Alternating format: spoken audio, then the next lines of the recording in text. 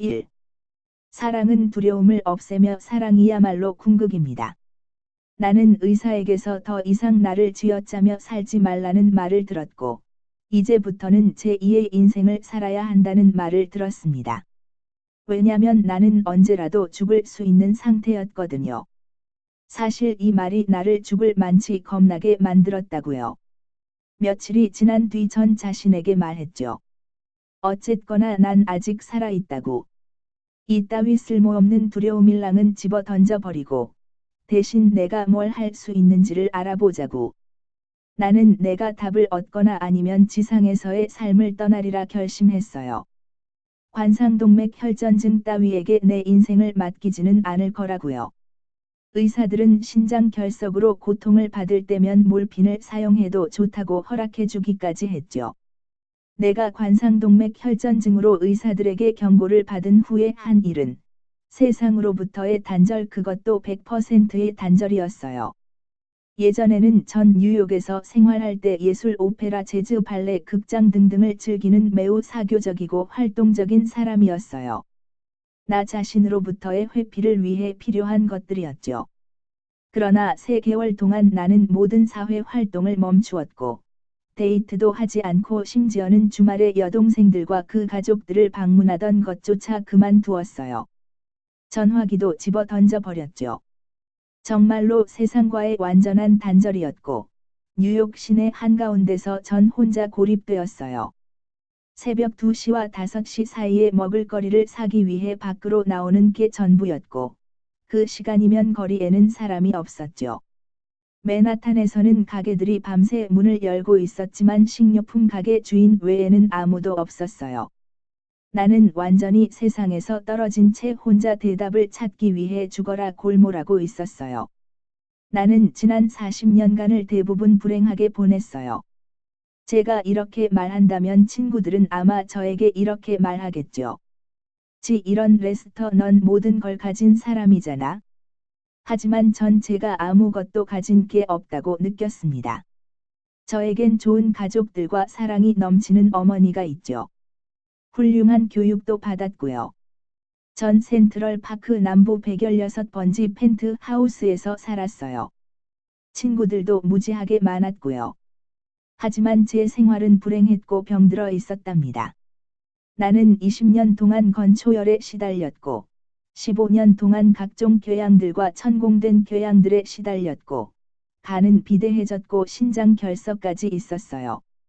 1년에 2번 정도는 황달에 시달렸어요. 편두통도 있었죠. 그러다 갑자기 심장에 이상이 생겼고 두려움, 좌절, 분노가 내 삶을 옥죄고 있었어요.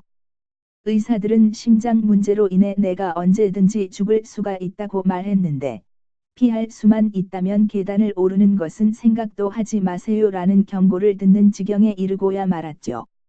이 죽음에 대한 공포가 내 인생 전체의 공포보다 더 심했어요. 이로 인해 나는 드디어 결심을 해야만 했죠. 내가 여기서 해답을 얻거나 아니면 스스로 삶을 끝장낼 거야. 심장병 따위에 내 목숨을 맡기진 않겠다고. 그리고 신장 결석 때문에 의사가 처방해준 몰핀이 있으니 그런 일 정도야 간단히 할 수가 있었죠. 해답을 얻고야 말겠다는 그 결심이 나에게 인생과 행복이 무엇인지에 대한 완전한 깨달음을 저에게 가져다 주었어요.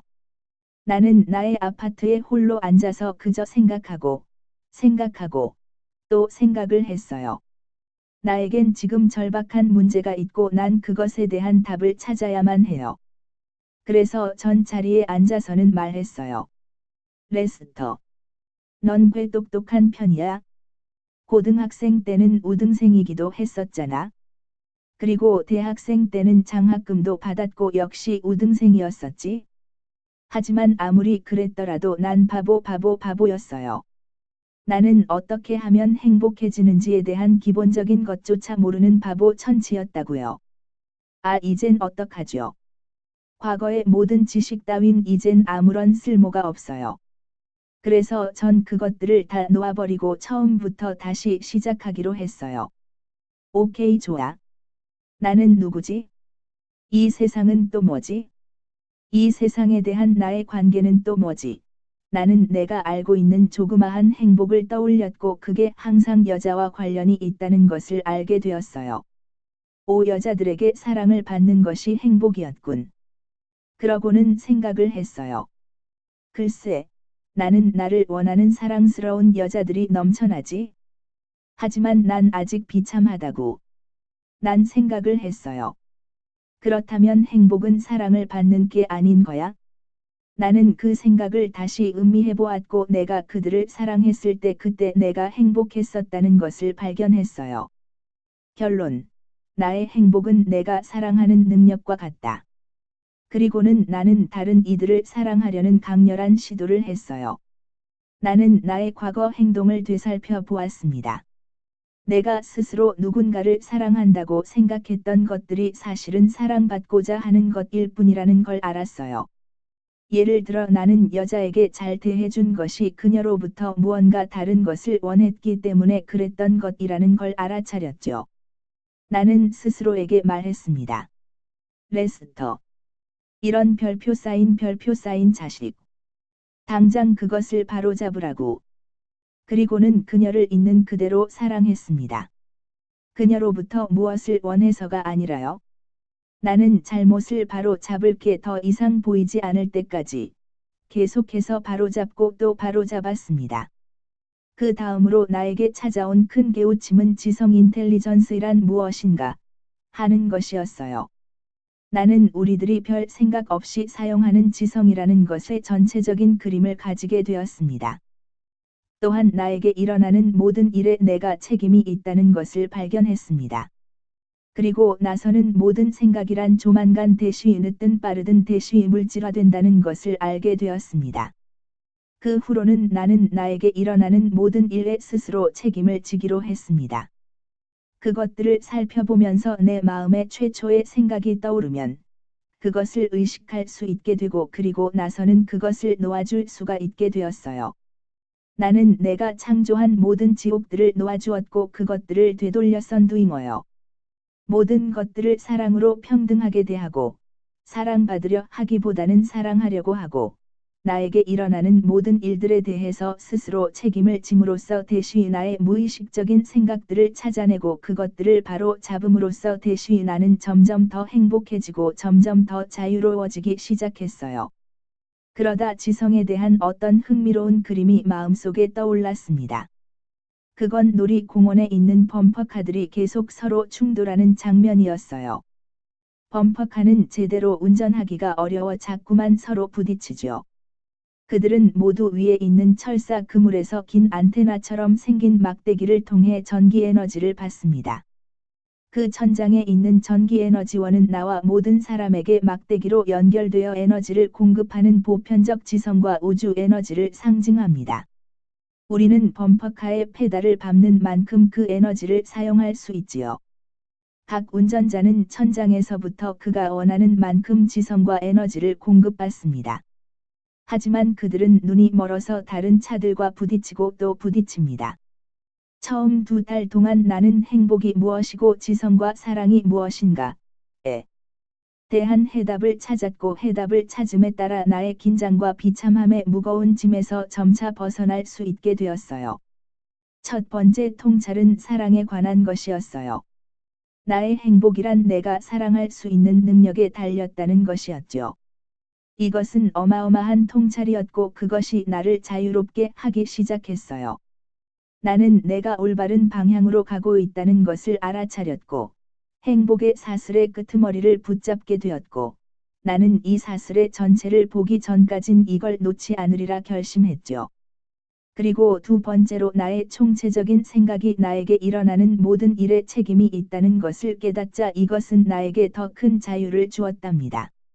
나는 과거에 내가 결정한 그리고 현재에는 잠재의식에 있는 모든 충동적인 행동들을 되돌려 언두잉 놓음으로써 나의 삶을 컨트롤할 수 있게 되었어요.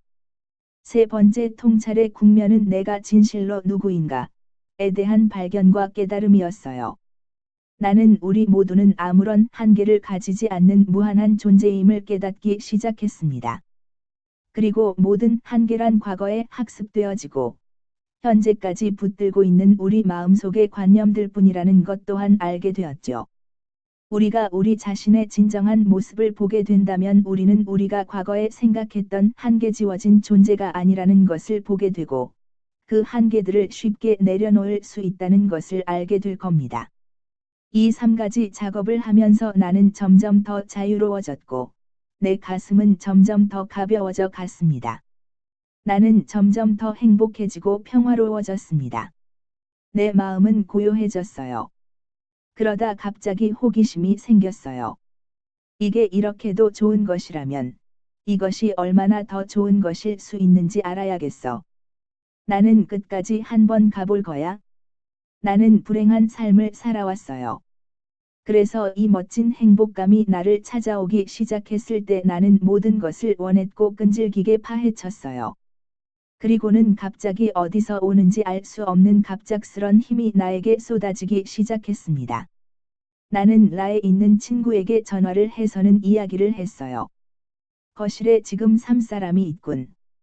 이런 식으로 계속 내가 투시하는 것을 이야기를 하다가 문득 내가 친구를 놀라게 하고 있다는 것을 알고는 말을 끊어버렸어요. 나는 신성한 법칙이 작동하는 것을 보는 기분 좋은 느낌에 놀랐어요. 매혹적인 것은 그 힘들 자체가 아니라 신성한 법칙이 작동하는 것을 지켜보고 목격하는 것 그 자체였어요. 그렇지만 정말이지 같은 느낌이 전혀 없었습니다. 나는 또한 이러한 것들에 집착해서는 안 된다는 것을 알았어요. 만약 내가 이런 것에만 관심을 가진다면 앞으로 나아가는 게 멈추리란 것을 알았습니다. 나는 이 무렵 이 세상은 단지 정신작용 꿈이라는 것을 알아차렸습니다. 그러니 꿈 속에서 작용하는 힘들에 대한 관심은 내가 빠져나오려고 하는 꿈으로 다시 나를 밀어넣으리라는 것을 깨달은 것이죠. 나의 외로운 탐구의 시기가 거의 끝나갈 무렵 나는 알아채고야 말았습니다. 이런 세상 모든 일들은 단지 내 마음속의 꿈 같은 것일 뿐이에요. 마치 밤에 꾸는 꿈처럼 말이죠. 그것도 당신이 밤에 꾸는 꿈보다 더 현실적이지도 않은 꿈 말입니다. 당신이 밤에 꾸는 꿈은 현실일까요? 아니요. 그것은 단지 당신의 마음속에만 있을 뿐입니다. 물론 아침에 꿈에서 깰 때까지는 그게 현실처럼 보이기야 하겠지만요. 새로운 진실은 이고 그것이 존재하는 전부라는 겁니다. 나의 존재마이 비잉리스는 우주의 변함없는 에센스이고 물론 나는 희열에 가득 차 있습니다. 이 상태에서는 모든 세상이 완벽하게 보입니다. 내 몸을 바라볼 때 나는 이 몸 또한 완벽의 일부로 봅니다. 이것이 나의 모든 질병들을 바로잡아 주었죠. 나의 정신이 더 높이 고양될수록 내 육신의 에너지가 너무 넘쳐 흘러서 꽤나 빠른 속도로 몇 마일이고 계속 걸어야만 하기도 했어요. 어떤 깨달음들은 육체가 감당할 수 있는 것 이상이기도 했어요. 그냥 가만히 앉아 있기가 힘들었죠. 몇 번이고 나는 새롭고 강렬한 에너지가 다시 들어올 수 있도록 걷고 또 걸어야만 했어요. 나는 잠재의식적인 심리적 장애, 경향성, 편견 등등을 되돌리고 언두인 있었어요. 그러면서 점점 더 자유로워짐을 깨닫게 되었고 마침내는 자유로움이 나의 기본적인 천성이 되었습니다. 나는 점점 더욱 자유롭고 또 자유로워져서는 충분할 만큼 정신적인 한계를 벗어버리자 언두인 나의 진정한 자아 열셀프가 스스로를 드러내기 시작했습니다. 나는 나의 진정한 는 존재 그 자체일 뿐임을 알게 되었습니다. 그리고 나의 존재는 바로 우주의 존재 그것이었어요. 그리고 나는 우주의 모든 것과 하나라는 것을 알게 되었습니다. 나는 우주의 모든 것 안에 들어있는 원자 하나하나와 하나였어요. 당신이 만약 이런 상태에 이른다면 당신은 개인적인 분리감 즉의 느낌을 몽땅 다 잃어버리고 말 겁니다. 내가 나 자신이 우주의 존재 그것임을 알게 되었을 때, 이 세상의 모든 것들은 마치 꿈처럼 나의 상상에 의한 이미지에 불과함을 알게 되었어요. 나는 내가 육체라고 상상하거나 꿈을 꾸었죠. 지금 이 순간 나는 내가 이 육체라고 꿈꾸고 있어요. 실제로는 말이에요. 유일한 존재는 바로 일뿐이랍니다. 이것이 바로 모든 삼라만상 뒤에 있는 변함없는 진정한 근본이죠. 그리고 당신 또한 그러합니다. 나의 탐구가 시작될 무렵 나는 더 이상 떨어질 나락이 없는 상태였어요. 나는 오랜 세월 온갖 질병들에다가 심장 이상 그리고 깊은 죽음의 침울함과 비참함에 절어 있었어요. 그러나 3달 뒤 나는 완전히 반대 극단에 서 있게 되었어요. 나는 너무나 행복했고 내 얼굴에서는 미소가 떠나질 않았어요. 이루 말로 표현할 수 없는 환희심과 가벼움으로 말이에요. 내 인생의 모든 것이 나에게 활짝 열려 있었습니다. 대시 내 삶에 대한 완전한 이해를 통해서 말이죠. 그것은 간단히 말해서 우리 모두는 한계라는 개념을 스스로에게 부여한 무한한 존재라는 것입니다. 그리고 우리는 스스로 받아들인 한계로 인해 비참한 생활을 하고 있었어요. 마치 그게 진짜인 것처럼 말이죠. 왜냐면 그것들은 우리의 타고난 본성인 완전한 자유와는 정반대의 것이니까요. 하지만 그것들은 모두 환상이고 정신적인 개념일 뿐이랍니다. 이전의 삶과 이후의 삶은 완전히 서로 다른 두 개의 극단입니다. 처음에는 극도의 비참함과 고통이었어요. 이후의 삶은 도저히 말로 표현할 수 없는 행복과 고요함이 되었어요. 삶 그 자체가 너무나도 아름답고 너무나도 조화롭게 되어서 매일매일 모든 날들이 모든 것들이 완벽하답니다. 뉴욕 도심을 차를 몰고 다닐 때 빨간 신호등에 걸리는 경우가 거의 없어요. 내가 주차를 하려 하면 2~3명의 사람들이 멈추어 서서는 나에게 주차장 방향을 알려주려고 거리로 나오기도 합니다. 택시 운전사들이 내가 주차할 곳을 찾는 걸 보고 자신의 주차 장소를 양보하는 경우도 여러 번 있었어요. 그러고 나서도 자신들이 왜 그렇게 했는지 모르는 겁니다. 주차해 있던 경찰들도 자리를 뜨면서 나에게 주차할 데를 내주더군요. 왜 그렇게 하는지 모르면서 말이죠. 그러나 난 그들이 그렇게 하면서 기분이 좋을 거라는 것과 앞으로도 계속 그렇게 하리라는 걸 알았어요. 그리고 나는 항상 그들에게 감사하는 마음을 가지고 있죠. 가게에 들어갈 때에도 판매원이 가던 길을 멈추고 행복한 마음으로 나에게로 와서 도와줍니다. 식당에서 내가 주문을 해놓고 난 뒤에 마음이 바뀌면 내가 말하지 않아도 내가 원하는 걸 가져오더군요. 나의 진동이 그들을 기분 좋게 만들어주고 그들로 하여금 나에게 무언가를 베풀어주고 싶은 마음이 생기게 하는 겁니다. 그것이 그들을 더욱 사랑이 넘치는 사람으로 만들어주고 그들은 기꺼이 나를 도와주려고 하는 거죠. 실제로 모든 이들이 당신을 도우러 움직입니다. 당신이 조화 속에 있고 그리고 당신이 어떤 생각을 일으킨다면 우주의 모든 원자들이 당신의 생각을 충족시키려 움직입니다. 이건 사실입니다. 조화 속에 있는 것은 기분 좋고 유쾌한 상태입니다. 모든 것이 당신을 도우러 오기 때문이 아니라 그 속에서 신의 활동을 느끼기 때문입니다. 그건 정말 대단한 느낌이죠. 상상하기도 힘들 겁니다. 조화 속에 있을 때 당신은 모든 곳에서 신을 만나게 됩니다. 당신은 모든 곳에서 활동하는 신을 만나봅니다. 그런 시간이나 사건 벌어지는 일이 아니라 신의 활동을 즐기는 거죠. 그의 활동이 바로 궁극적인 것이죠.